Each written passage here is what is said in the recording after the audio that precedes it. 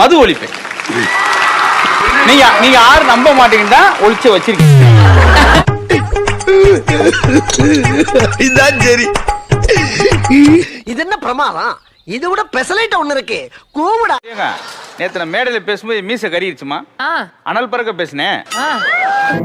ஏய், என்னைய வச்சு ஒன்னும் காமெடி கிமெடி பண்ணலையே. லட்சணமா வந்திருக்காரு அழகா. யாராவது சுத்தி போட்டீங்களா சாருக்கு?